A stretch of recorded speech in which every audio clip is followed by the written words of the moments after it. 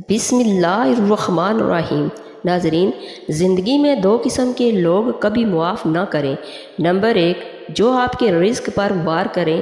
Number 2، اور وہ جو آپ کی عزت کو نشانہ بنائیں۔ حضرت یعقوب علیہ السلام نے حضرت یوسف علیہ السلام کو اپنا خواب تک اپنے بھائیوں سے چھپانے کو کہا۔ کس ڈر سے؟ حسد کے ڈر سے۔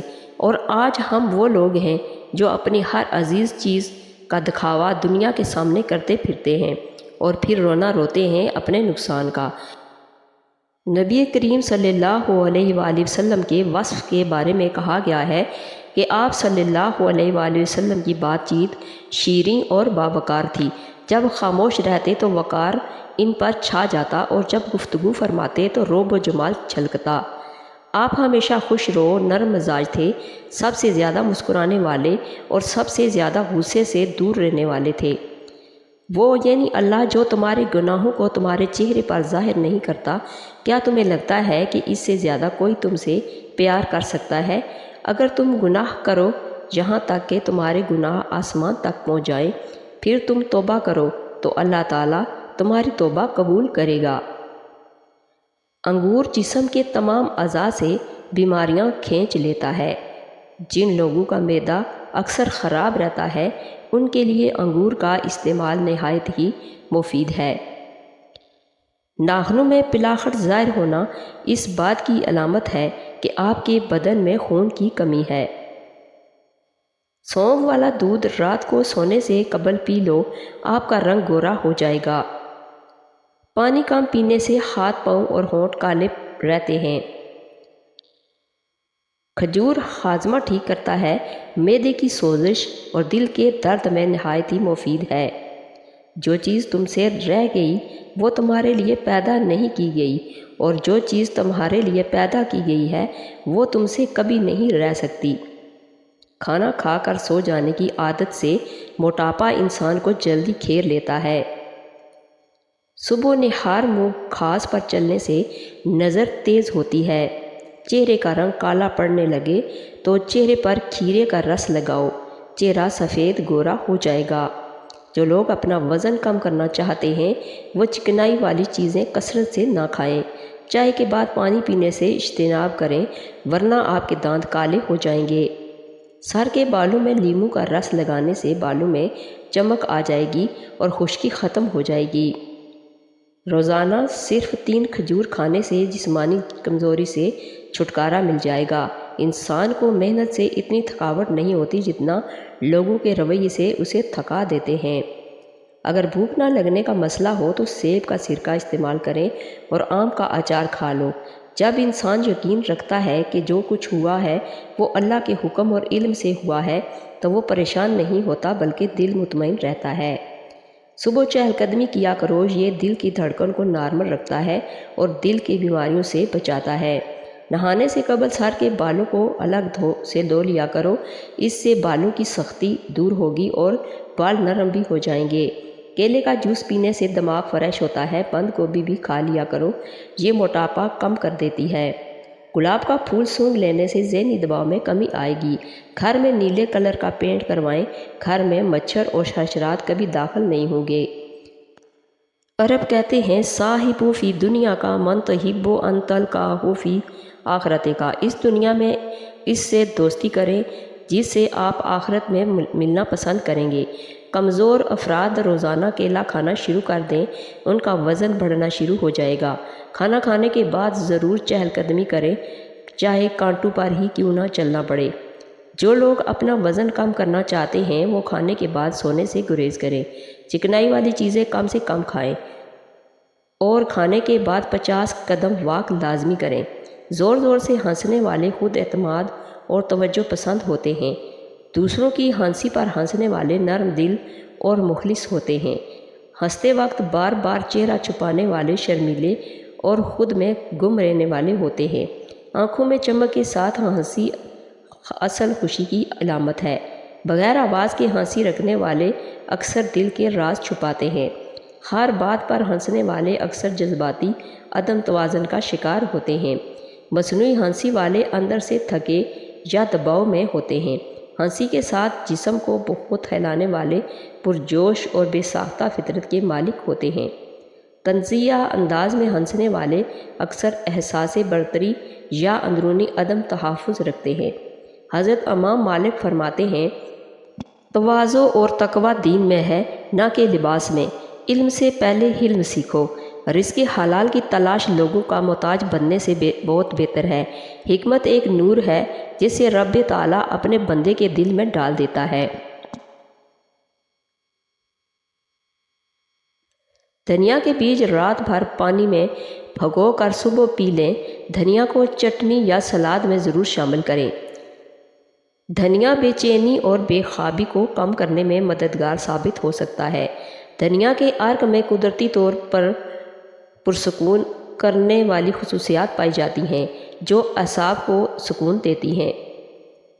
دھنیا شوگر کے مریضوں کے لیے مفید ہے۔ یہ انسولین کے افعال کو بہتر کرتا ہے اور خون میں شکر کی مقدار کو متوازن رکھنے میں مدد دیتا ہے۔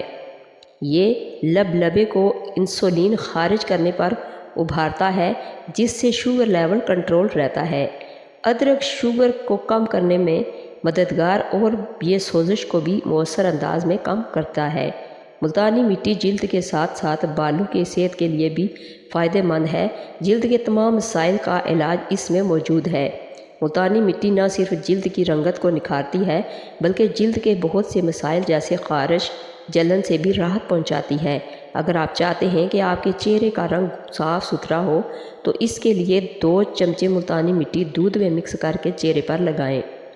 اگر آپ خشک دودھ میں ملتانی مٹی اور لیموں کا رس مکس کر کے چہرے پر روزانہ 20 منٹ تک لگائیں گی تو اس سے جلد تر و تازہ بھی ہو جائے گی اور رنگ بھی نکھر جائے گا۔ ملتانی مٹی سے جلد کو ٹھنڈک محسوس ہوتی ہے، اس لیے اگر اسے چہرے پر لگایا جائے تو یہ سوجن میں آرام دیتی ہے۔ ملتانی مٹی مردہ خلیوں کو ہٹانے میں بھی کارآمد ثابت ہوتی ہے۔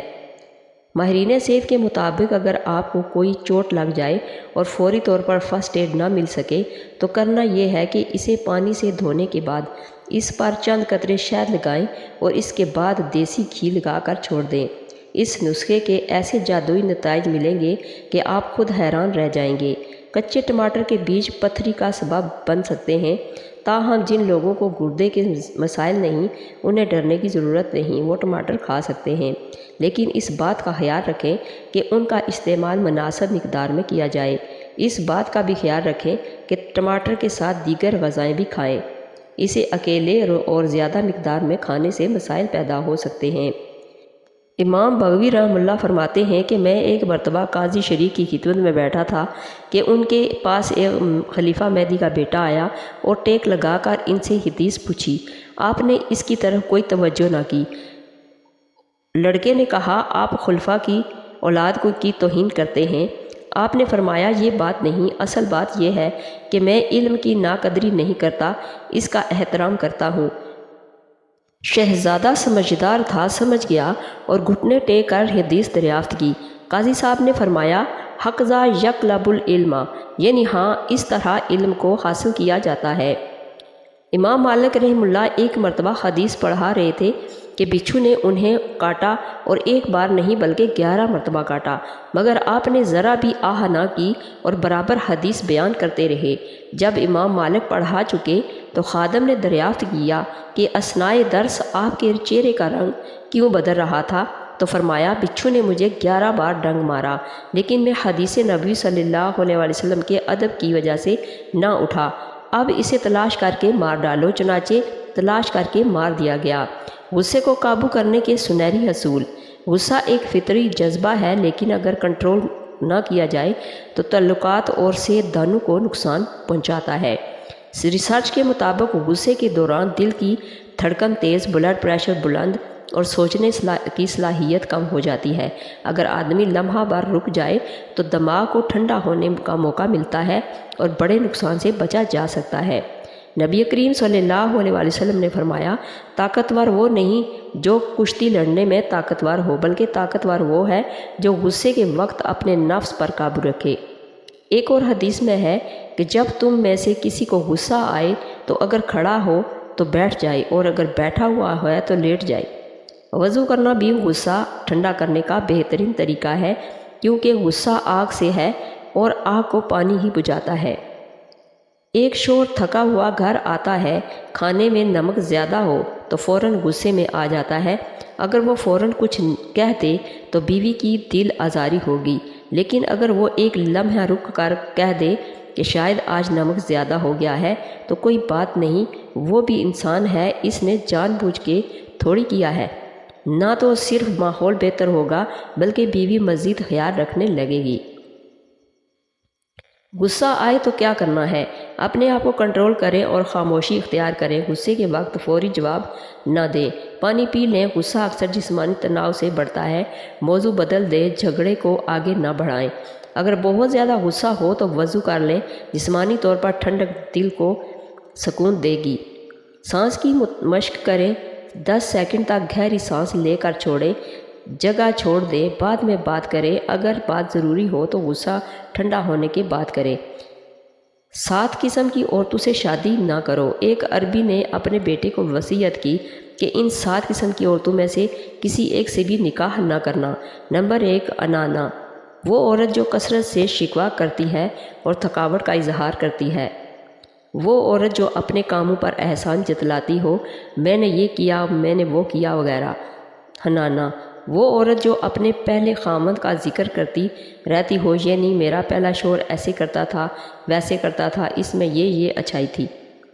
ہداکا، وہ عورت جو ہر شے کو دیکھتے ہی اس کی طلب کرنے لگتی ہو، یہ شے بھی خرید لوں، وہ بھی خرید لوں، یہ بھی میری ہو جائے، وہ بھی میں لے لوں۔ براکا، وہ عورت جو ہر وقت بناؤ سنگار میں لگی رہتی ہو، جس کا اکثر وقت منہ صاف رکھنے اور کپڑے تیار کرنے میں گزرتا ہو۔ شداکا، وہ عورت جو سخت کلام ہو، جس کا زبان کڑوی، جس کا لہجہ سخت ہو۔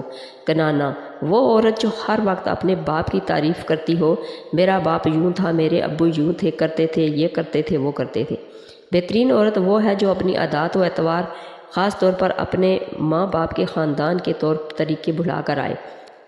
اون الاخبار میں خالد بن صفوان کا قول منقول ہے، من تزوج امرأة فلتزوج عزیزة فی قومها ذلیلة فی نفسها، جو کسی عورت سے شادی کرنا چاہے تو وہ اس عورت سے شادی کرے جو اپنی قوم میں عزت والی اور اپنے آپ میں ذلت والی ہو، یعنی لوگوں کی نگاہ میں انتہائی معزز ہو اور خود عاجزی انکساری کرنے والی ہو، خود پسندی میں مبتلا نہ ہو، مالداری سے متکبر نہ ہو، اعلیٰ حسب نسب پر فخر کرنے والی نہ ہو۔ الغرض، عورت کو ساری دنیا کے سامنے عزت والی اور شوہر کے سامنے عاجزی کرنے والی ہونا چاہیے۔ اگر اللہ تعالیٰ نے آپ سے وہ کچھ لے لیا جسے کھونے کا تم نے کبھی تصور بھی نہیں کیا تھا، تو یقیناً وہ بدلے میں کچھ ایسا بھی عطا کرے گا جسے پانے کا تم نے کبھی سوچا بھی نہیں ہوگا۔ انشاءاللہ اللہ تعالیٰ ہمارے غموں اور پریشانیوں کو سمجھتا ہے اور ہمیں اپنی رحمتوں سے نوازتا ہے۔ مایوس کبھی نہ ہونا، جن کے لیے مشکلات زیادہ ہوتی ہیں ان کے لیے رب کی محبت اور انعام بھی زیادہ ہوتے ہیں۔ ہمیشہ امید اور بھروسہ رکھنا، کیونکہ اللہ ہمارے صبر اور ایمان کو آزما کر ہی ہمیں بہترین انعام اور اپنے فضل سے نوازتا ہے۔ ایک استاد نے ہر طالب علم کو ایک غبارہ دیا جسے اسے پھلانا تھا، اس پر اپنا نام لکھنا تھا اور اسے سین میں پھینکنا تھا۔ نام لکھنے کے بعد استاد نے پھر تمام غباروں کو ملا دیا۔ اس کے بعد طلباء کو اپنا غبارہ تلاش کرنے کے لیے 5 منٹ کا وقت دیا گیا۔ کافی تلاش کے باوجود ان کا غبارہ کسی کو نہ ملا۔ اس موقع پر استاد نے طلباء سے کہا کہ وہ پہلا غبارہ لیں جو انہیں ملے اور اسے اس شخص کے حوالے کریں جس کا نام اس پر لکھا ہوا ہے۔